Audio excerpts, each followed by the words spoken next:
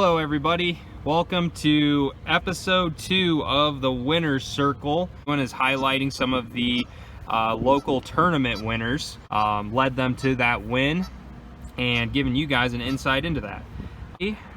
Again, we have Mike Raber. He won on Duke's Bridge with the Andy Bus singles tournament. It was a really good tournament for him, winning with 19 pounds. So today we are going to go over just a few of those aspects of what it took to win and how he did it. Without giving up everything, how did you catch your winning bag? I covered a bunch of water, and I did it with baits that I have a lot of confidence in, and honestly I stayed super shallow because that's just where my strength and my confidence is this time of year. And I mean, it took a while, but once I found them, I mean, there was a school loaded up and I caught them pretty quick. So it was definitely a kind of cover water, run some different spots until something clicks, and it was on my third stop of the day where it really all came together. Obviously you have a lot of really good tournament history on Duke's Bridge. Yep.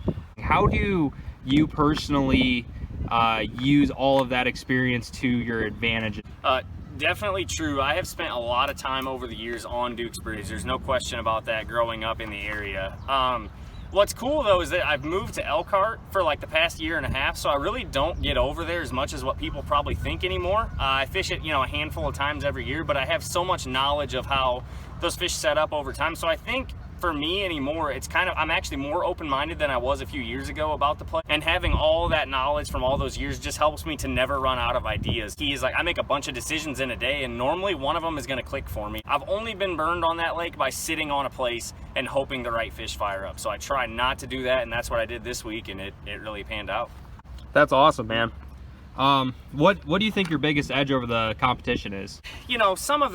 Some of that experience doesn't hurt, but I think more than anything it was just kind of my commitment to the game plan. So I had fished a tournament the prior weekend on Duke's Bridge, and I actually got second to Chase Fennell. I had 1844, he had 1845, so that hurt. And in that tournament, I caught all of my fish in less than 2 feet of water. I was going to catch them shallow, or I wasn't going to catch them. The offshore grass wasn't up at all, so the lake just doesn't really look right. So I spent all of my time in 3 feet of water or less, and eventually I found a school that I didn't expect to find, and got right in a quick hurry.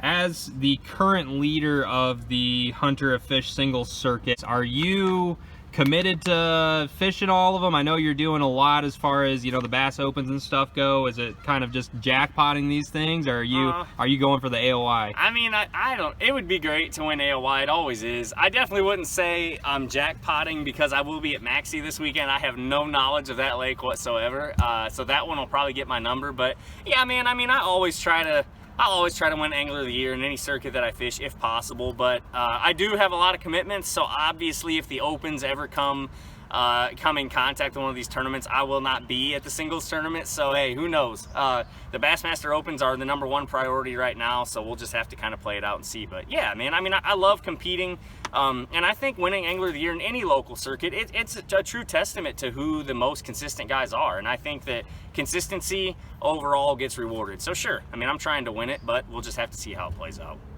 You've been having a great season, so what are common mistakes that you see other anglers making? I think that it kind of depends on the lake. For example, Duke's Bridge is a fishery that isn't so spot specific normally, and I think that there a lot of times guys will get too tied up in getting one bite in an area and trying to catch 5 out of that area, and I think a lot of times you're better off just to keep moving. I try to move around quite a bit.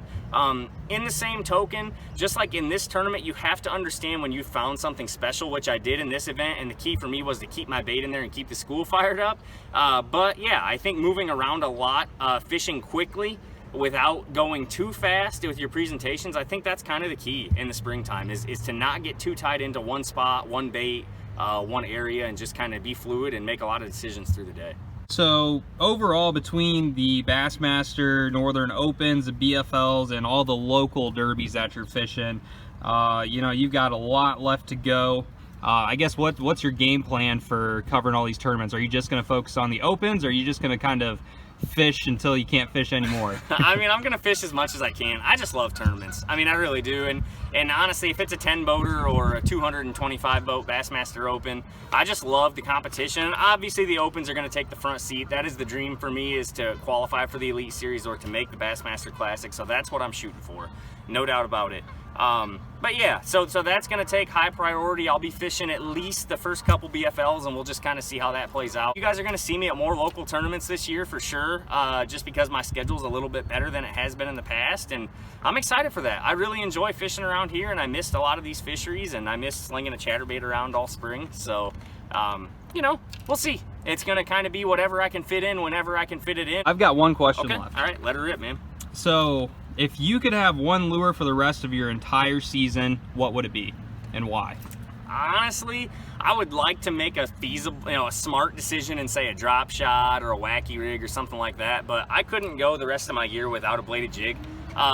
You guys are gonna think I'm crazy, but even when I'm smallmouth fishing anymore, or when I'm on big water and deep water and shallow water, man, I can't get a bladed jig out of my hand.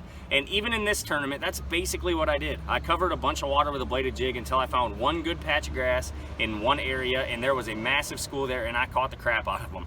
And I think the beauty of the bladed jig is it's just so dang efficient. It comes through grass extremely well. It's got a jig hook. I mean, it's got a nice big jig hook. It's not treble hooked. You land 90+% of the fish you hook on it.